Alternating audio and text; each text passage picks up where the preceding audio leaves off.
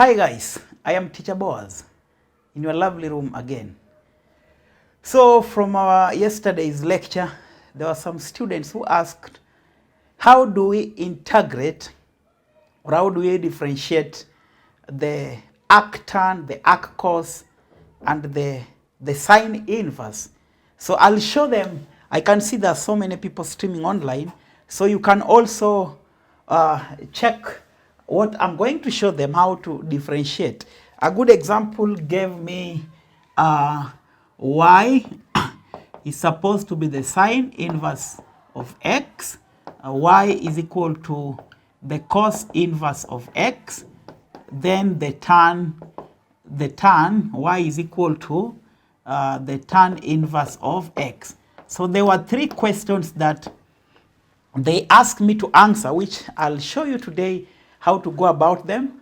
And this is a very easy concept in the sense that, let me subdivide where we are working. Now, when you've been given the sine inverse, the cos inverse, and the tan inverse, the most direct way is always to go back to the basics of calculus. Now, what you're supposed to do here, you come and say, if y is equal to the sine inverse of x, so you take sine both sides. So if I take the sine of y becoming x, because the sine of the sine inverse cancel, like taking the reciprocal of a number times that number, which is like the reciprocal of 4 is a quarter times 4 is 1. So the same, we are going to apply the knowledge here.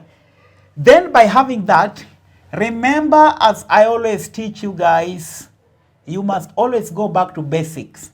Let this be your angle in degrees. But remember, the a squared plus b squared is c squared. I'm taking you back to middle school, so you go back to the basics. Now, by having it here, you all know what we call SOHCAHTOA. SOHCAHTOA simply means the sine of an angle theta should be opposite of hypotenuse. The cosine of an angle theta is adjacent of hypotenuse. And the tan of an angle theta is supposed to be opposite of adjacent. Let me set my clock. Now, we want to come and say that whenever I want to get sine, so sine of y, remember these are all number x, we can put it over 1. Then say, since sine is opposite of hypotenuse, the opposite to this y as an angle becoming x, hypotenuse becoming 1. Then we can get the adjacent by the Pythagoras theorem, that the hypotenuse squared minus the height squared under the square root, providing the base, which is like the root 1 minus x squared. So here becomes 1 minus x squared under the square root. I hope you got it well. Now, by having it at that point, we come now and take the derivative both sides. We get the dx of the sine y becoming dx of x. But remember yesterday's lecture, I taught you that when you differentiate sine, the dx of sine of an angle becoming the cosine of that angle. So we are going to get here to be the dx of sine y. Remember, it is the sine of y. So we are differentiating with respect to y again. So we are going to get the cos y dy by dx. Remember, we are introducing dy by dx because it is y. It is the dependent variable. And when you differentiate dy by dx, you simply get 1. Then we can easily divide both sides by cos y by cos y. Now the cos will go. Allow me to transfer it here. So anytime you want to get the dy by dx, you simply get 1 over cos y. Then you go back to your triangle and ask, how do we get the cosine? The cosine of y should be adjacent divided by hypotenuse, which simply means 1 over cos y becoming adjacent, the square root of 1 minus x squared over 1. Okay? So your dy by dx should be equal to 1 over the square root of 1 minus x squared. That's now the derivative of the sine inverse. Remember, our y is the same as the sine inverse. So we come and write the dx of y, and my y is supposed to be the sine inverse of x, now becoming 1 over square root of 1 minus x squared. So those guys who are online, please just check with me. The dx of the sine inverse, now we get it to be 1 minus the square root of 1 minus x squared. Now allow me write down here. Now when you go back again, now we work for the y. If y is supposed to be the cosine inverse of x, we do the same. We take the cos both sides, which implies the cos of y becoming the x, because I'm taking both sides. Allow me transfer my working here. Then by knowing the cosine of y becoming x, you can put your x over 1 because it is a whole number. Then you go back to a trigonometric ratio that the cosine of an angle should be adjacent over hypotenuse. Okay? Now by coming it here, which means this triangle we had used it here, so we have to redraw another right angle triangle. So allow me have another right angle triangle here. Let this one be y, and we already know that the cosine of y becoming x over 1. Then the cos is adjacent to this becoming x, hypotenuse becoming 1. So here becoming 1 minus x squared under the square root. Remember the Pythagoras theorem. Then we take the derivative both sides, the dx of cos y becoming ddx of x. But the derivative of cos, I taught you yesterday, should be negative sine of that angle. So we get negative sine y dy by dx. And you know very well why I'm taking dy by dx, because I'm differentiating with respect to the independent variable, which is y. So we equate it to be 1, then divide both sides by negative sine y by negative sine y. This one will go. Your dy by dx becomes 1 over negative the sine of y. But you all know what we get the sine. Sine is simply opposite over hypotenuse. The opposite of y is 1 minus, so we take 1 over 1 minus square root of x squared, then which is a negative. So this is the derivative of the cos inverse of x. Because the y is the same as this y. So we can still write the dx of the cosine inverse of x becoming to be negative 1 over the square root of 1 minus x squared. So I've shown you how we get the ddx of cos inverse of x and the sine inverse of x. Now, when you want to work for the tan, the identities don't change. The concept is just the same. So you come and say if y is equal to the tan inverse of x, I take tan both sides, so tan of y becoming the x. Then we come and say, what does SOHCAHTOA states? That the tan of an angle y becoming opposite. The opposite of y is x over adjacent. Now this one, now we transfer it here to be 1. So here we have the 1 squared plus x squared under the square root, based on the simple Pythagoras theorem. Then coming here, we come and say, we take the dx of the tan of y becoming the ddx of x. But remember, when you differentiated a tangent, we got the sec squared that value. So we are going to get the sec squared y dy by dx becoming 1, because this derivative providing 1. Then you divide both sides by sec squared y by sec squared y. The sec squared y will go. Allow me transfer it here. So our dy by dx becomes 1 over sec squared y. But remember, there are some basics that I had taught you before. Allow me rub this end so that I also explain. Now, there's another important principle that says 1 over sine x becoming cosec x. That's rule 1. Rule 2, 1 over cos x becoming sec x. Then 1 over the tangent of an angle x becoming the cotangent. We call it the cot x. So these are 3 very important identities in the trigonometric differentiation, or the calculus of the trigonometric values. Now you come and say, instead of writing 1 over sec squared x, sec squared y, remember the sec is here. Whenever you want to get sec, it's 1. The sec is 1 over cos.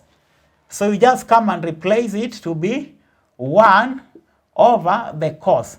But remember, you have to square it because we take the cos squared x. Because we know that whenever we take 1 over cos x, we get the sec squared x. But the sec squared x was the derivative that we had gotten at this part. So basically speaking, we are going to get it to be dy by dx becoming 1 over, remember it is 1, or it's like taking 1 divided by 1 over cos squared y, which is the same as 1 times cos squared y divided by 1, which is cos squared y. So coming here is like having to be the cos y, we put in bracket squared. Because I explained to you in my previous lectures, we do not square the angle, but we square the trigonometric ratio. Now coming here, we come and say the dy by dx becomes, how do we get cosine? From the word SOHCAHTOA, adjacent over hypotenuse. My adjacent is 1, and my hypotenuse is 1 plus x squared. Remember, we are squaring everything from this trigonometric identity. When you square the square root, it cancels. So your dy by the dx becomes 1 over 1 plus x squared.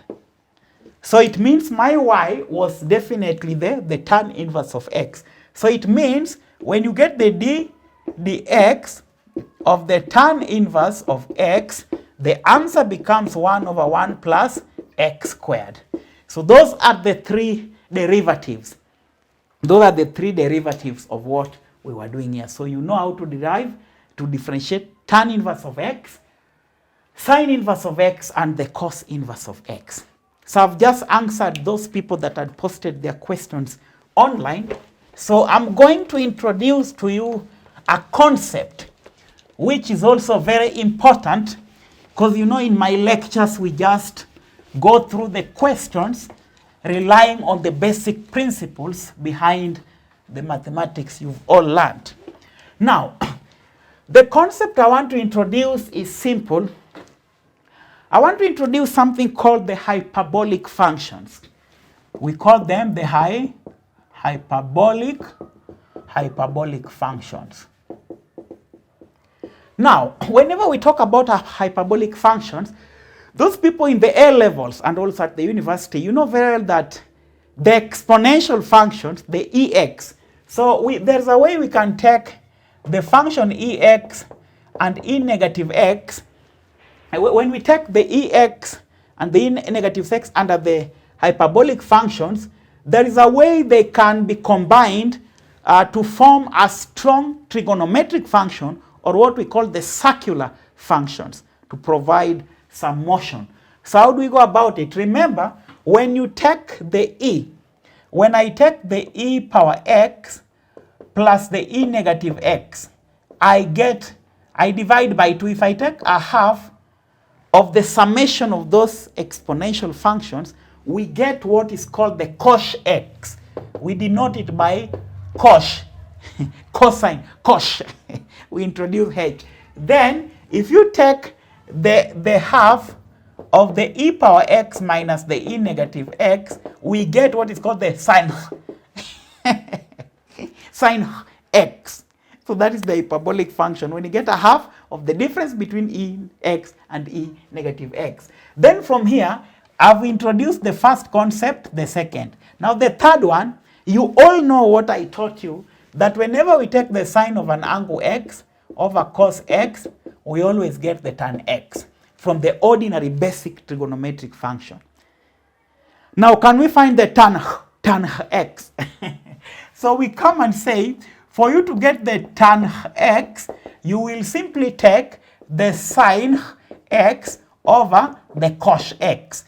But the sine x becomes a half into E power x minus E negative x divided by half into EX plus E negative x. Then the half will go. Okay? Then at that particular concept, we can divide everything else in that by the E negative x. So if I take the EX here, divide by E negative x, then I take this E negative x over E negative x, that is the upper part. Then the lower part I take also the E power x over e negative x, then e negative x dividing by e negative x. We are dividing everything by e negative x. So we come and get, remember, it's like dividing e power x divided by e minus x. What you learned in middle school, that whenever you divide indices having the same base, different powers, you minus. So x minus minus x becomes 2x. So I'm going to get e 2x minus, this one will cancel because it is the same, over e 2x minus 1. No, the lower part was plus 1. Now, whatever we have here is now what we call the tan x. That is now what we call the tan x. I'm checking my timing for the recording. Now you see the e2x minus 1 over e2x plus 1 is called tan x. So these are what we call the hyperbolic functions of what I've generally formed here. So if anytime somebody ever asks you cos x is e power x plus e negative x over 2, the sin x, ex minus e negative x divided by 2. So these are basics, because somebody can come and ask you in an exam, the moment they've given you such an equation, they can come and ask you find x. If somebody come and ask you that find x, find the value of x if tan x, this tan x, somebody comes and say let it be half. How do you find the tan x if you've been provided it to be a half? Allow me to wrap this point and explain that simple concept. It is very easy and is very much applicable. Students who will be taking engineering maths, will be taking actuarial science, will be taking architecture. Make sure that you get the basics to the latter. Now you come and say the tan x becoming half, but tan x is equal to e2x minus 1 over e2x plus 1 is equal to 1 over 2. You can put the parenthesis, then cross multiply. So 2 into e2x minus 1 becoming e2x plus 1. Then 2e2x minus 2 is equal to e2x plus 1. So we can collect like terms 2e2x minus e exponential 2x is equal to 3. Then if we minus, we get e2x becoming 3. But if you know that e2x is 3, that is called the natural log or the ln. So we introduce the Napierian, the natural logs on both sides. Take the ln of e2x should be ln of 3.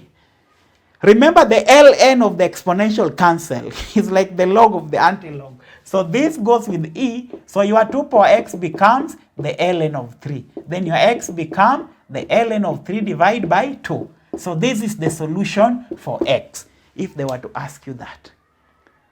So you see how simple and how basic it becomes. So majorly at times to the students I teach maths, for you to score good grade that leads you to a career, stick back by the definition.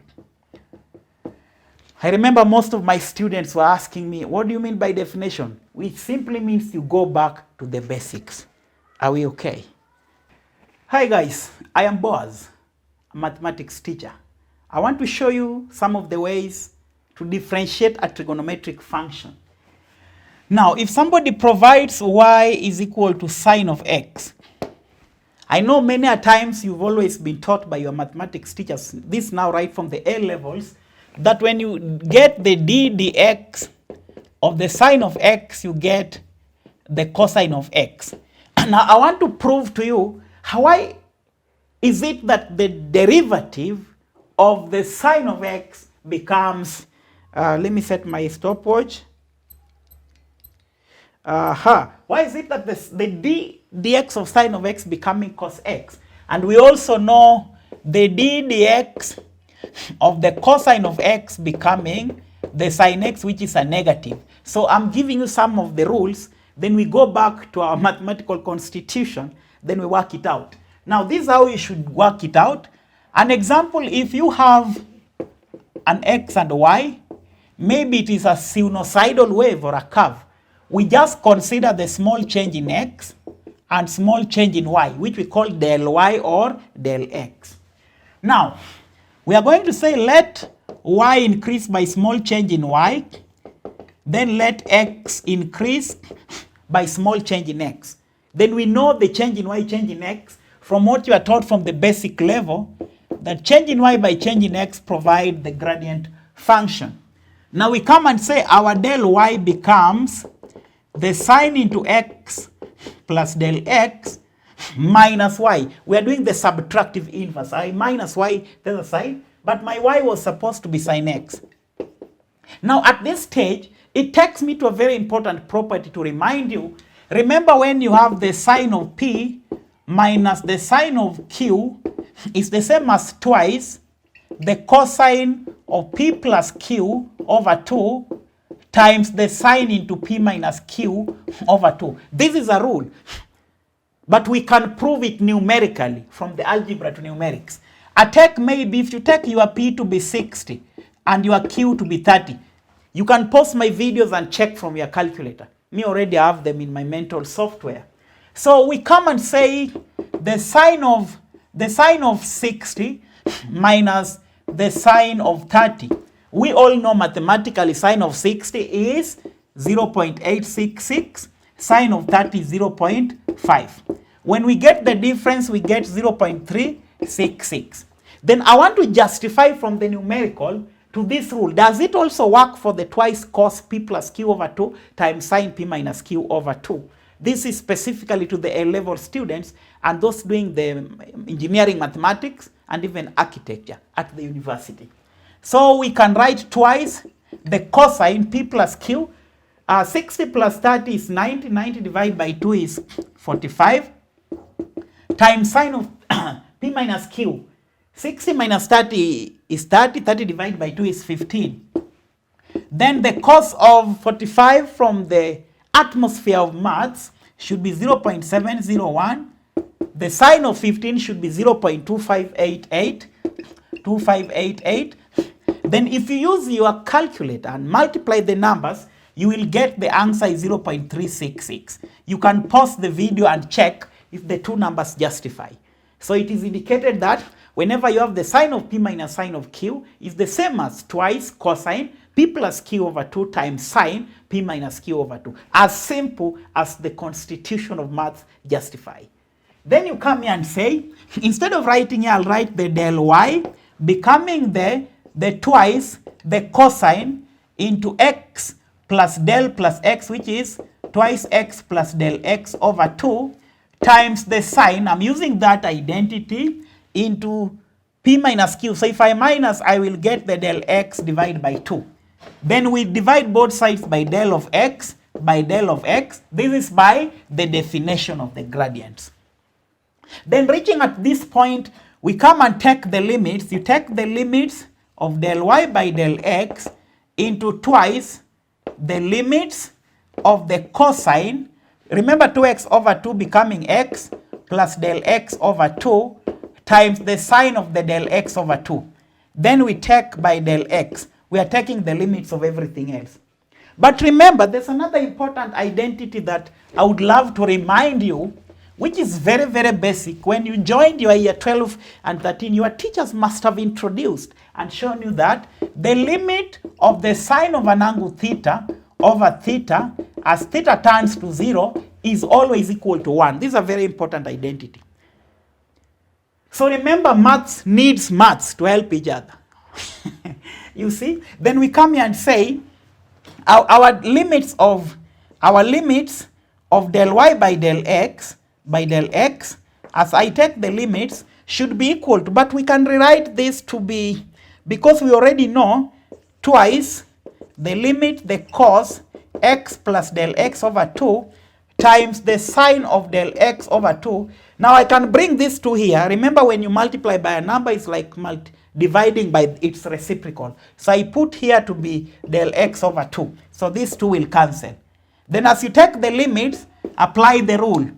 This is equal to 1. So we get the limit of del y by del x becomes the dy by dx becomes the cosine into x plus del x over 2. But remember, our del x was tending to be 0. Our del x, where did we write it? We did not indicate that as our del x tend to 0, as our del x tend to 0. So become 0 over 2. So this results, your dy by dx becomes the cosine of x.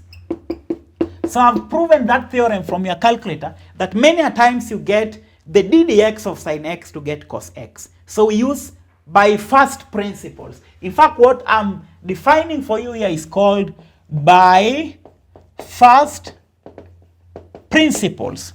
And this one goes to the people in A levels, even my students in A levels across.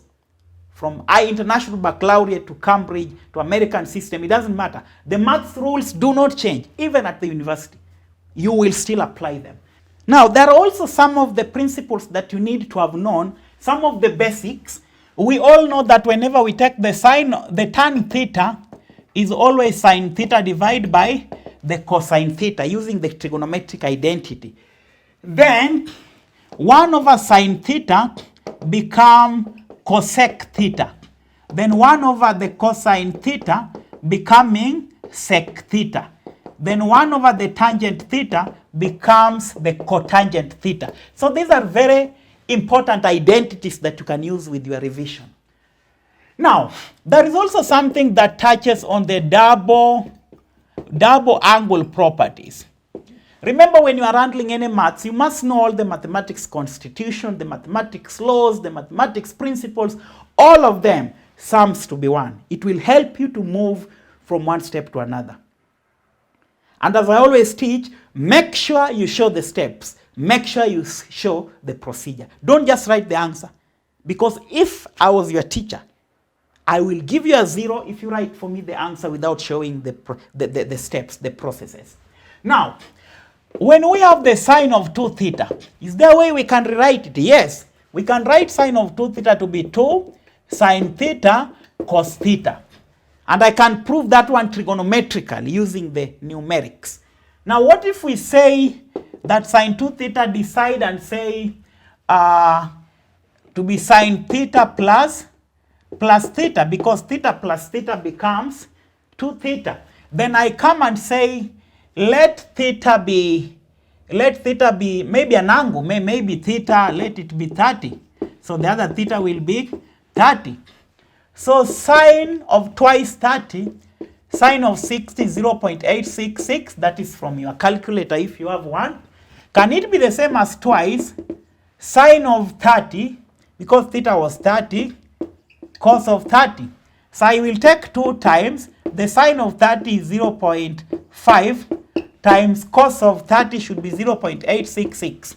So 2 times 0.5 is 1.0, which is 1. 1 times 0.866 becomes 0.866.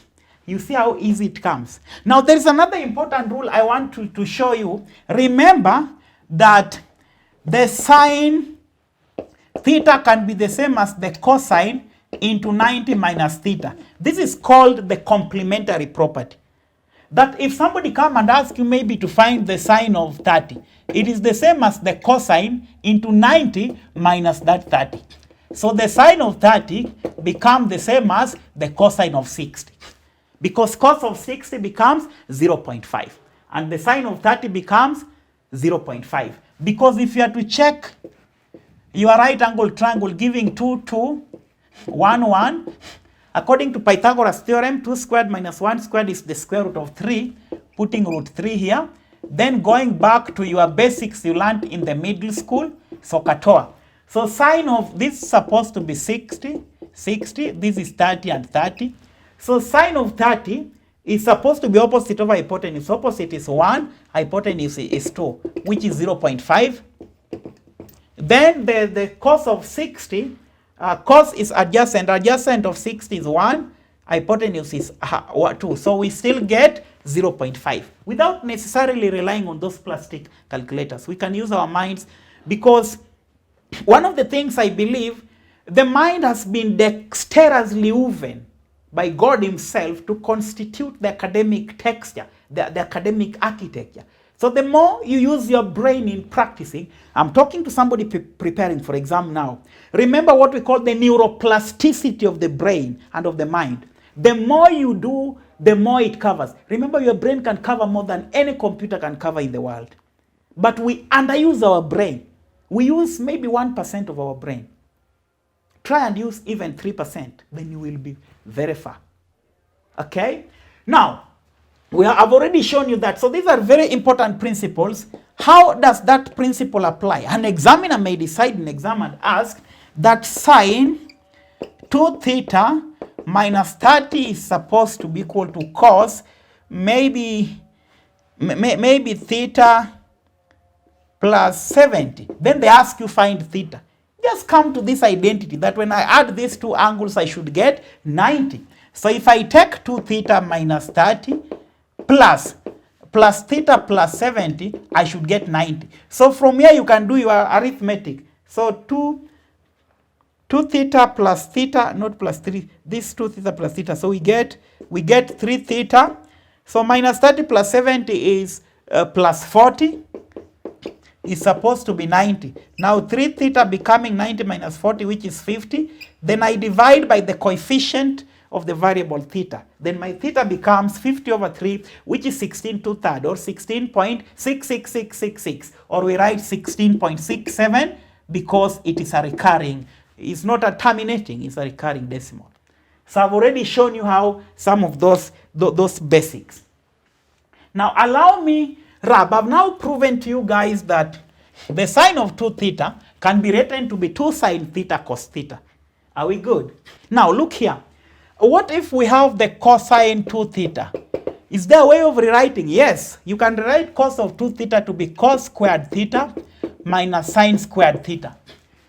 But remember from your elementary school you are taught that whenever you take the sine squared theta plus cos squared theta, the answer was always equal to 1. So I'm taking this rule and planting it in the first equation. So by having the cos of 2 theta, which is cos squared theta minus sine squared theta. But I have sine squared theta plus cos squared theta is 1. So cos squared theta is the same as 1 minus sine squared theta, which is now I replace here 1 minus sine squared theta minus the other sine squared theta, which implies 1 minus 2 sine squared theta. So this is also the same as this. 2 sine squared theta. We are playing around with maths. Just let your brain juggle with it. Let the neuroplasticity, the function of that property be at work by practicing, guys. Or you can come and say your sine squared theta is 1 minus cos squared theta. So you come here 1 minus cos squared theta minus sine squared theta by simply replacing. Or you come here and say now I want to replace the sine. Sine squared theta is 1 minus cos squared theta. So cos squared theta here, if you take your cos squared theta minus sine squared theta, but sine squared theta is 1 minus cos squared theta. So we say 1 minus cos squared theta. Then you learned in your elementary school that minus minus is plus. So we get the 2 cos squared theta minus 1. So this is also the same as this. 2 cos squared theta minus 1 theta. Then you learned in your elementary school that minus minus is plus. So we get the 2 cos squared theta minus 1. So this is also the same as this. 2 cos squared theta minus 1. Yeah, so the thing is, so we can come and tell our teachers while you write for the exam that cos 2 theta is the same as cos squared theta minus sine squared theta, which is the same as 1 minus 2 sine squared theta, which is the same as 2 cos squared theta minus 1. So all this is a rule. It's a very simple identity. Now what if I give you the tan 2a? Can we write it to be tan a plus tan a over 1 minus tan a tan a? Then tan a plus tan a is twice tan a over, then 1 minus tan a tan a. Remember tan times tan is tan squared. Then we get the tan squared a. And I also taught you guys that we do not square the angle, but we square the trigonometric function. An example, if somebody put for you the sine squared theta, is the same as the sine of theta, then you square your answer. For example, if somebody asking you, what is the sine squared 60? It's like taking the sine of 60, then square it. But sine of 60 is 0.866. What do you get when you square 0.866? It's the same as root 3 over 2 squared. What is root 3 over 2 squared? Because square root of 3 is 1.732. Divide by 2, you get 0.866. So the square of the 0.866 is the same as the square of the square root of root 3 over 2, which is 3 over 4, which is becoming 0.75. Yeah. So when you square your 0.866 is the same as 0.75, which is basically a quarter. Please use your calculators and try that. I'm just using my mental software, so you can confirm from what I've just done there. So anytime you have your tan 2 theta, 2a is the same as 2 tan a divided by 1 minus tan squared a, which we can even prove trigonometrically. You can come and say, allow me rub this end so I may explain it in clarity to my audience over there. Even online, I can see so many people online. So if you take your a to be 15 degrees, so here somebody takes the tan of 2a is the same as 2 tan a over 2, not 2, over 1 minus tan. My stop clock says it's 3 minutes. Let's rush. Square. So we say this is like tan 30, which is twice tan 15 over 1 minus tan squared 15. But tan 30, I can go back to my, can we try this without a calculator? 2, 2, 1, 1. The Pythagoras, this 60, 60, 30 and 30, then 90. So the Pythagoras theorem, 2 squared minus 1 squared is the same as the root of 3. So we come and say the tan of 30 becomes, what does Sokatoa say? TOA. Opposite of adjacent. The opposite is 1 over root 3. But we know 1 over root 3 can be rationalized. The conjugate becomes root 3. So you multiply by root 3 over root 3, because even if it is negative, they cancel, right? So we have the root 3 over, root 3 times root 3 is root 9, which is 3. And from your plastic calculator, you get square root of 3 to be 1.732. If you divide by 3, 3 goes here 1, it goes 0.5744, 774. Yeah, so that is because 3 goes here 5, 0.5, 15, 23, it goes 7, 21, 22, say, yeah, it should be 0.5774. But you can justify, my time is up, but you guys, you get the tan 15 and the tan squared 15, which is the tan 15 squared. Because do not square the angle, but square the trigonometric ratio. So I'm walking you throughout the basics of math. These are the fundamentals of maths to people who are doing the A-levels. And I would encourage every student across the globe. You know, I'm an international mentor, so this is a very important point. Make sure that after your year 11, make sure that you go to A-levels. Even after your O-levels, go to A-levels. Because A-levels is where now you identify with your career. You get the fundamentals, so you can easily be accessed to any other international university.